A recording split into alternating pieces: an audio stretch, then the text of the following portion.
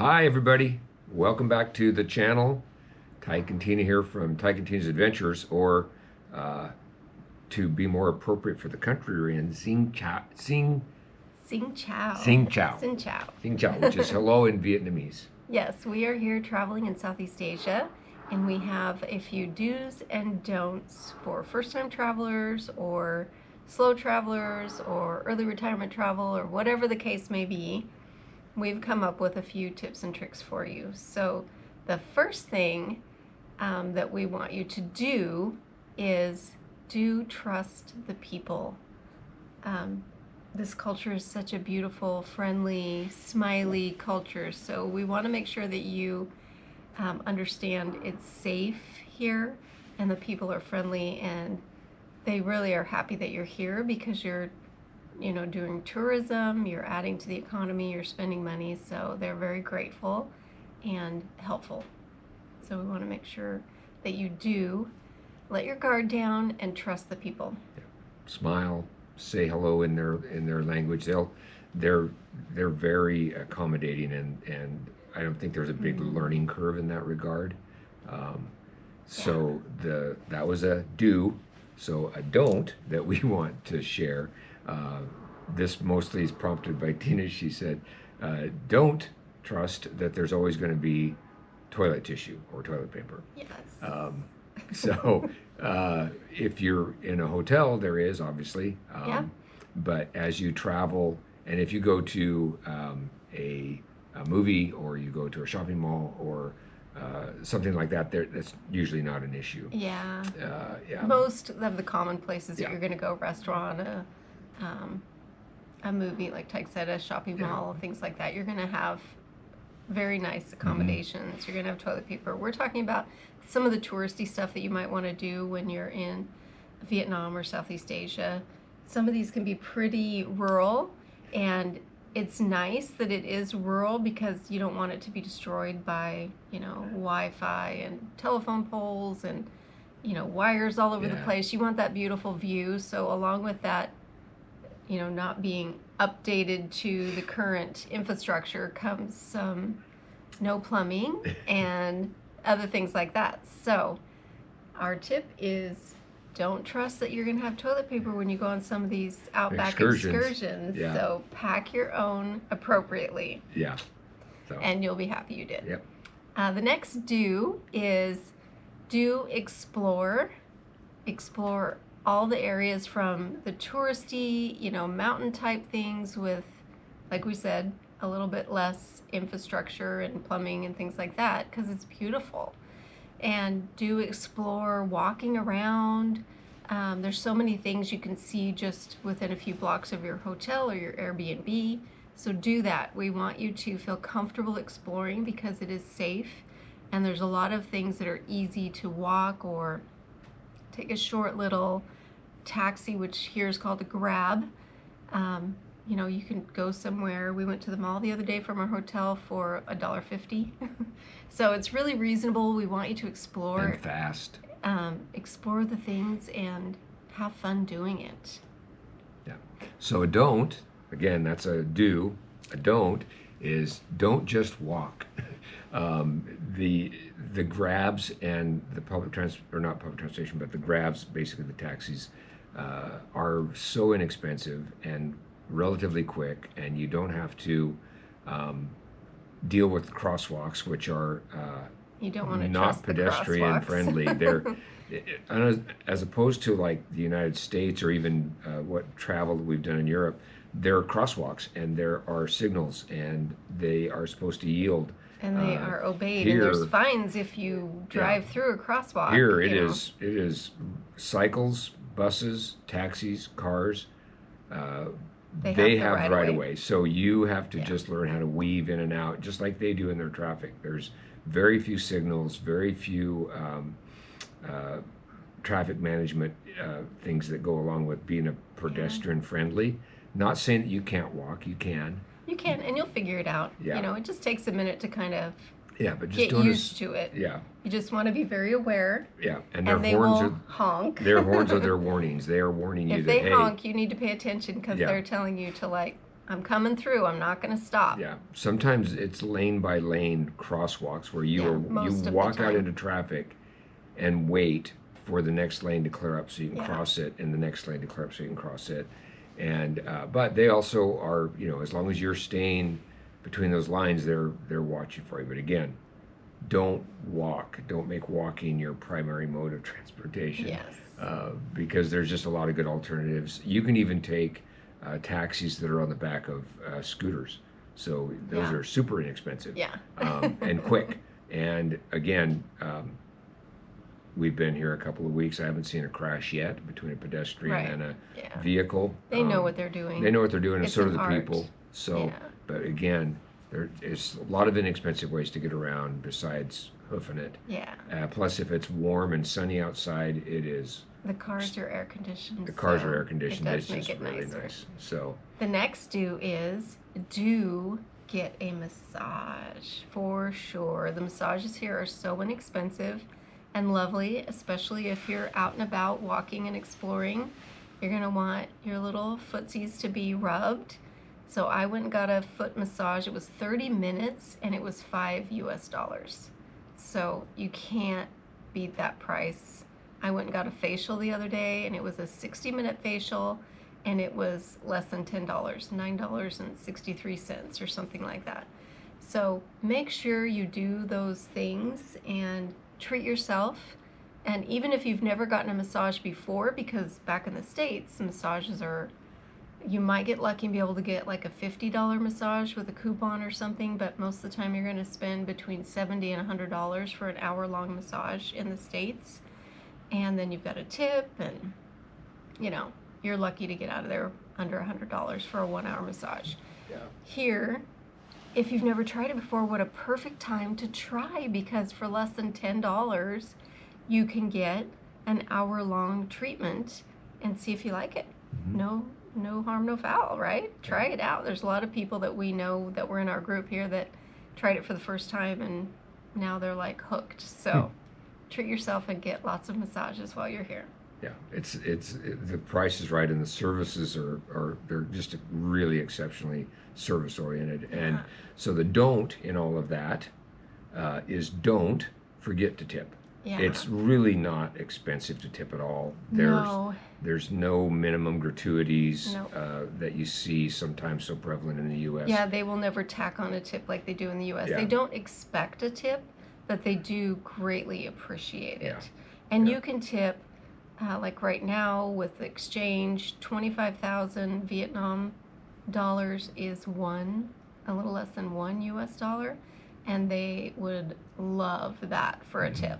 I mean, that's probably the most that they would even expect. You could tip less than that if you Yeah. wanted, but $1 in Yeah. US money is a pretty Yeah. decent tip to Yeah. give the staff. And it's all relative. It's not like you're being a cheapskate. It's Right. just, it's just that's their exchange rate, and you know, in our dollars, that means a lot to them, and Yeah, and and you're it's paying easy to $10, accommodate. $5 to $10 for a massage. So a dollar tip is 10 to 20%. So that's If you factor that into one of our goals here is to share early retirement tips, where you can save money, Yeah. get exceptional experiences. So live an that's amazing ju- lifestyle. That's just part of way it right cheaper. there. Yeah. Great. You know, so Yeah, the next do Mhm. is do try new foods. It's like a melting pot here where we're at right now in Vietnam. We've had pizza, we've had a hamburger, like a cheeseburger with they do French fries really well here. We've had some really good French fries. They have their traditional banh mi and their pho soup and all that stuff. You can get pretty much anything you want. yeah, Really Oriental close food, here. Seafood is really popular yeah. here. So Yeah, they have seafood pizzas. try the foods. Yeah. Again, like we said with the massages, it's super cheap. You can eat as cheap as $1.50 a meal. You could probably get it for $1. Well, I know you can get it for $1 US because I've seen some videos where you can get meals for $1.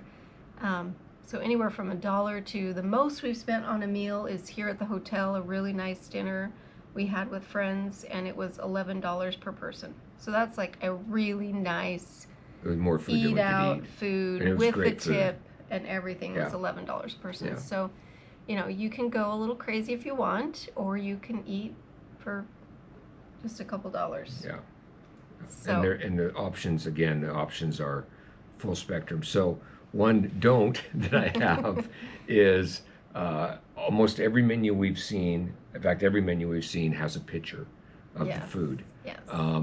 And it's maybe somewhat isolated, but I had a salad. I ordered a salad the other night, and it was warm and kind of soggy, and it had lentils on it, which I didn't see in the picture, and it was just not great. So my don't would be don't trust the salad. If you are a salad person, you might ask the wait staff, is the lettuce chilled? Is it is it going to be cold? And going along with that, sometimes they don't get you that stuff. In the United States, it's pretty consistent. If you order a salad, they get it to you first, and et cetera. Here, we were done with the main course, and then they brought the salad. So you kind of have to reinforce maybe the order you want your food. But again, my advice is don't trust the salad. And if you got to have a salad, ask them more about it. So there's my don't on that one. Yeah.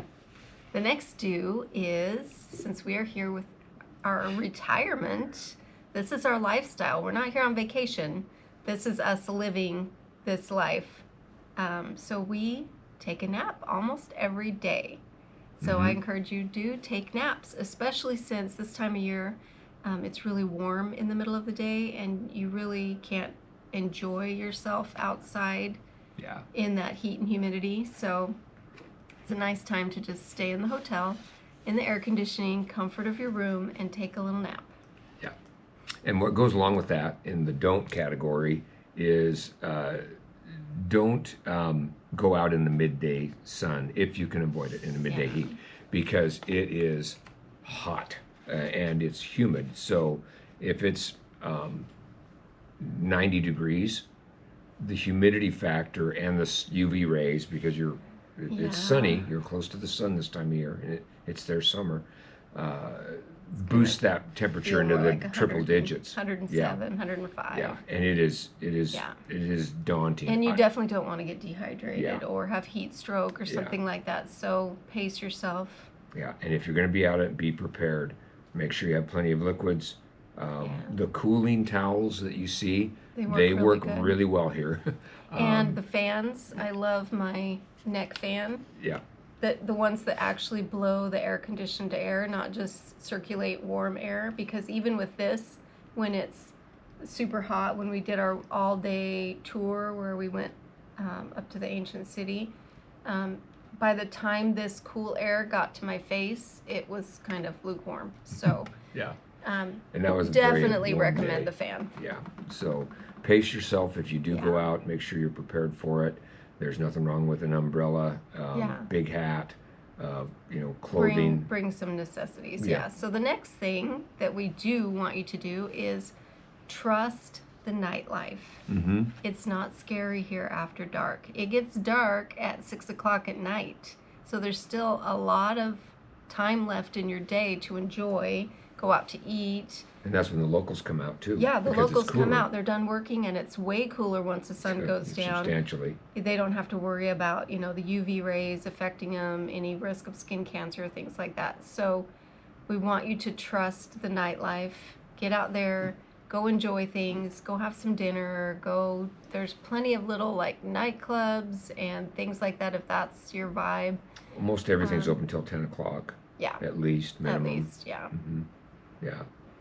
And with that, is to don't trust your footing. What I mean by that, and this is actually during the day as well, but mostly at night, when you're not, maybe you can't really see the lay of the sidewalks, and there's some pretty sketchy places in regard to how the sidewalks are finished. Pothole kind of potholes things. and there's a lot of pavers that they use. Yeah.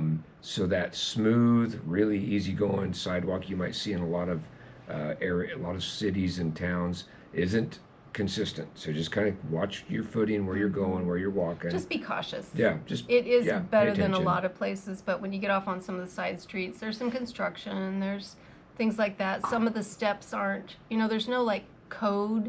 So some of the steps can be a little larger stair step up or down off the curb, things like that. So just be careful with your Keep footing. your eyes open. Yeah. Another do we want you to take advantage of is do learn about the Vietnamese or whatever country you're going to. Learn about the culture. Maybe learn a couple catchphrases like Xin Chao means hello. Come on means thank you. You know, it will really go a long way, and it will bring some beautiful big smiles to their faces if you say a few of those phrases in their language. They will really appreciate it. And if they engage you in English and really act like they want to speak to you in English, let them be. We've had a lot of the kids. We've had a lot of little kids. Little kids want to practice. They want to practice their English, so they're like, it was just really fun to let them talk to you and ask you questions and let them answer, and it's just really fun, and it's a really neat way to engage.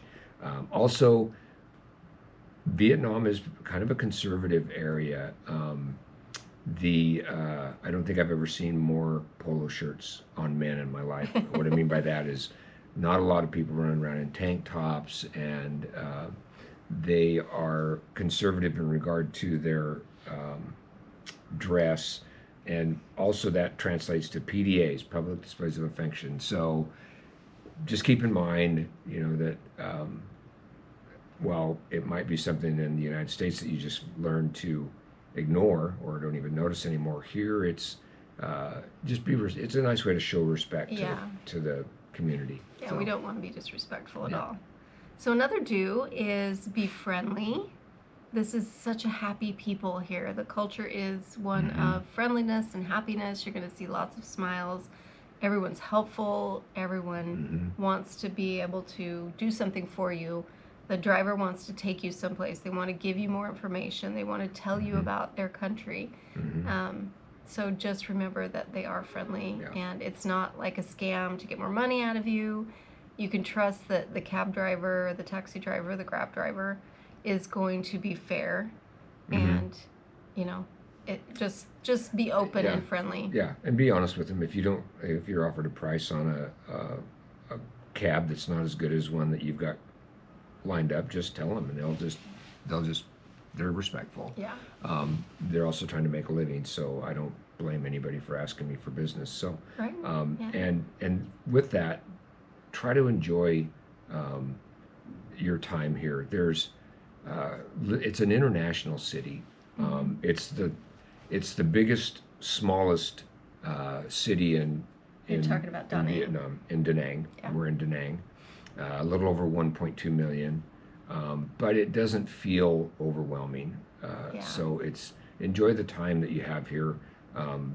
There's so many ways that you can save money and have a super enjoyable time. Yeah, for sure. And just if you balance your schedule with the heat, you'll have a lot of fun. Yep. And our last do is dress comfortably and cool. Not every day, not every moment needs to be an Instagram ready, picture perfect moment. I mean, you are going to be here. It's hot, it's humid. You're going to want to be comfortable so you can enjoy yourself. So just remember, wear clothes that are comfortable, for breathable. The season. Yeah, we have some nice breathable clothes, and you want to be able to be comfortable. So make sure you're dressing comfortably, not for that perfect Instagram picture moment. And for that don't moment, I kind of implied a little bit earlier, that don't underdress. What I mean by that is that it's a pretty conservative culture. People are they're covered up. And not to say that you can't wear things like shorts and stuff, but like, for example, if you go to a temple, they want your shoulders and your knees minimum covered up. Yeah. They would prefer that. Now, I can't say that we saw anybody trying to enforce that, but the people we saw were respectful in that regard. And there are lots of temples and opportunities to visit worship type sanctuary places here. So you might as well just make that part of your wardrobe. At least like a layering shirt or something you can maybe stick in your bag or tie around your waist or something, but like covering your knees on a regular basis is and probably it stays a little cooler idea. if you can keep the direct sun off of your skin. It's actually a little cooler. So Yeah. Well, we hope you enjoy these tips for traveling, do's and the specifically don'ts. in Southeast Asia. Yep. And we'll see you next time.